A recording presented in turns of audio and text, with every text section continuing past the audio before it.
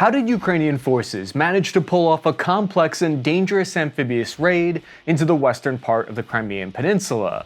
And how might it have paved the way for Ukraine's major strike on the headquarters of Russia's Black Sea Fleet in Sevastopol?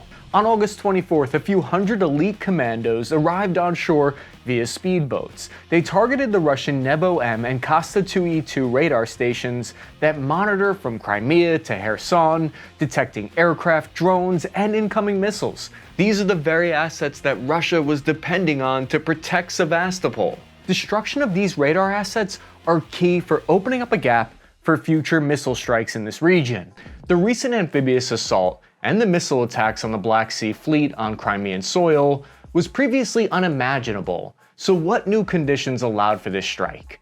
The action actually started the day prior on August 23rd, when Ukraine destroyed a Russian S-400 air defense system inside Crimea, at the same exact location where special forces would land the very next day. Drone footage was released as evidence of the S-400 being blown to pieces. To give you an idea of just how valuable these are, one battery of this exported version costs around $500 million. The attached Podlet K1 radar to the S-400 is able to detect and strike aircraft up to 400 kilometers away at an altitude of around 30 kilometers. This weapon is seen as one of Moscow's most prized assets, so its destruction leaves the Crimean air defense network weakened. But how was Ukraine even able to reach out and touch this target when it's so far out of range of their closest rocket artillery? The Ukrainian Navy used the Neptune anti-ship missile in a somewhat unconventional way. Typically, anti-ship missiles skim the surface of the sea to avoid detection, which would usually not work over land due to various obstructions. So they switched this Neptune missile to ground attack mode, where it can still fly low at subsonic speeds, but it uses radar and GPS navigation to help differentiate land targets from surrounding clutter like trees and houses. The Neptune's max range is 225 miles about, and that allowed the Navy to fire it from a relatively safe distance from the port city of Odessa. The second step Ukraine took to set the stage for the amphibious assault was increasing their naval activity near the Crimean coast. This unopposed action was a good indication that Russia's Black Sea superiority is no longer absolute. Ukraine had been using small, inflatable vessels called rib boats to conduct reconnaissance of Russian positions in Crimea. They were searching for a weak point to land at. Russia's pro-war Rybar Telegram channel confirmed this when they said, quote, "Again, the question arises of why Ukrainian boats come so close to the shores of Crimea. There's some evidence to suggest the troops involved in the raid may have been trained by British Royal Marines. We know that they spent over 6 months instructing around 1,000 Ukrainians in the art of commando raiding and complex amphibious operations. Coordinating in the dark in the water is one of the hardest tasks that you could give any unit. Training photos from the Royal Navy show Ukrainian troops practicing in small boats, like the same ones used in the Crimean raid. This was part of a rigorous 5-week crash program in amphibious, nighttime small unit raids." One of the Ukrainian Marines who went through the course said, quote, "All the way through, our British instructors were next to us, showing us how to move and how to work together as a small team."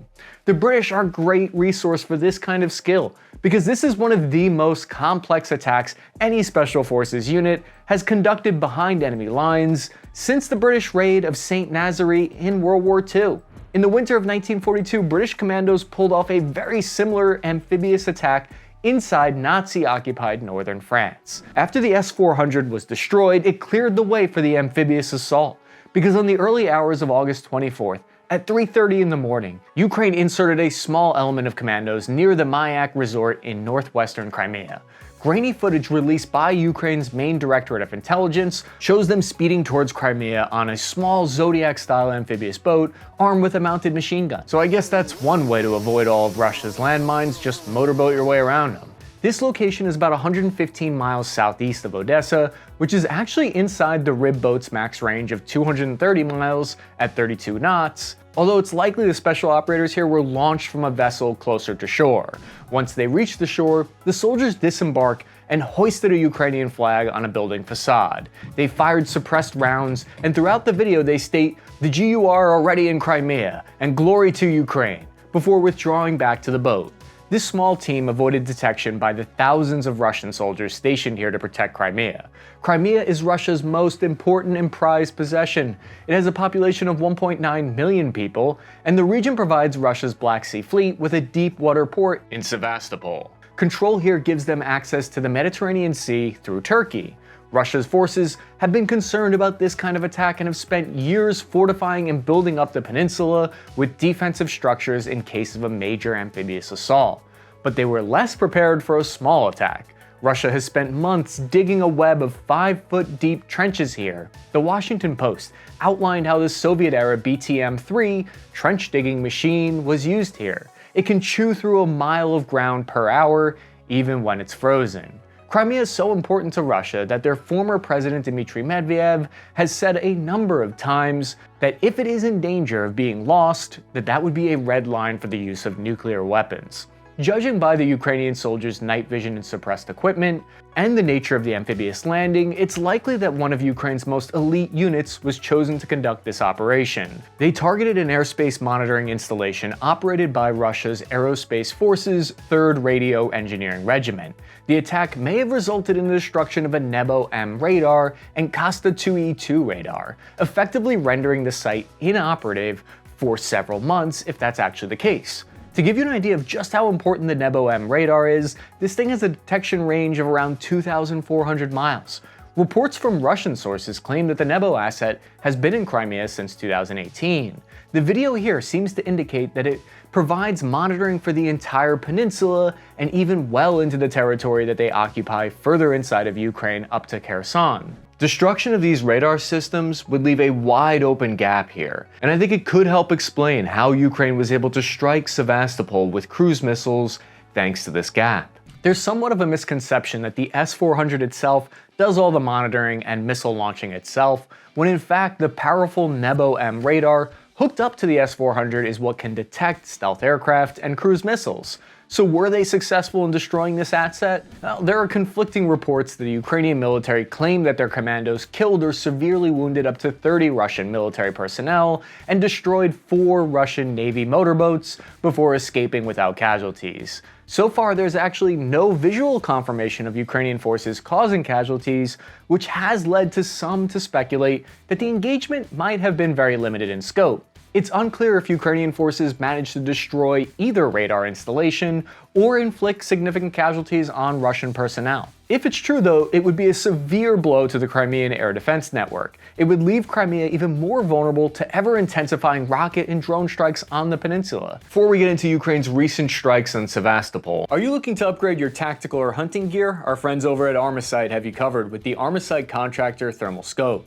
Proudly designed and built in the United States of America, the Contractor Thermal Scope uses proprietary technology and industry-leading 12-micron thermal sensors, giving you viewing capabilities you have to see to believe. The Contractor is rugged, durable, waterproof. It even has video recording capabilities built directly into it. So after you go on a hunt, you can go home and easily upload all of the footage into your computer and play it back. It includes 8+ color palettes and reticle types that you can choose between. I had a great time testing between white hot, black hot, and rainbow style vision that basically gives you the same powers as the Predator. This scope is the perfect companion for any build. At Armasight, their mission is to provide outdoor enthusiasts, military hunters, law enforcement agencies, and security professionals with high quality equipment designed for optimal performance in any situation. Find out why so many others are upgrading to Armasight and join the community now. Click the link in the description or my pinned comment down below, or head over to armasight.com today to check out the new Contractor Thermal Scope and their wide selection of night vision and thermal imaging products. The Russian Ministry of Defense contradicted Ukraine's claims and said that the raid resulted in the death of 15 to 20 Ukrainian soldiers.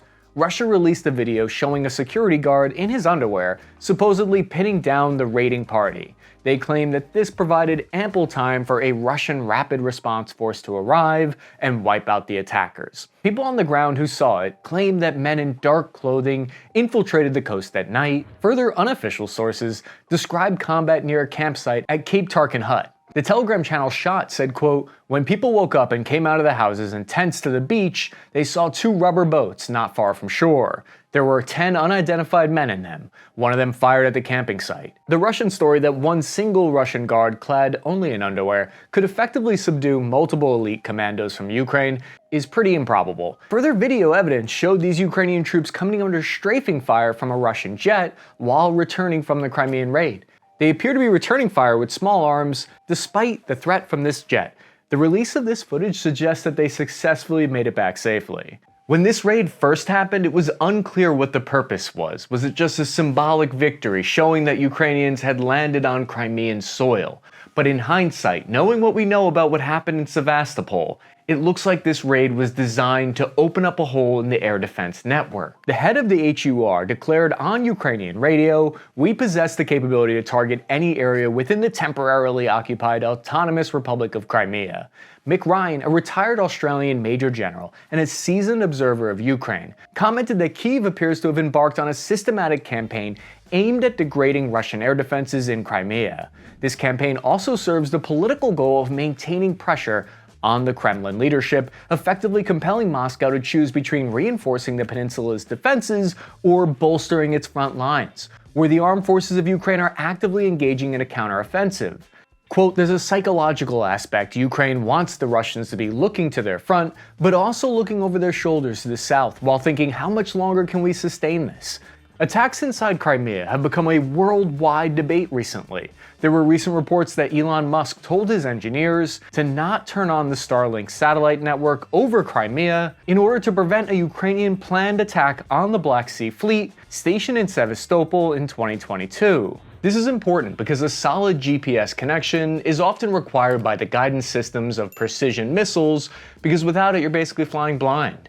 Complicating matters, US sanctions against Russia may have prevented Musk from turning these satellites on in the first place, and he claims he was never ordered to do so by the US government.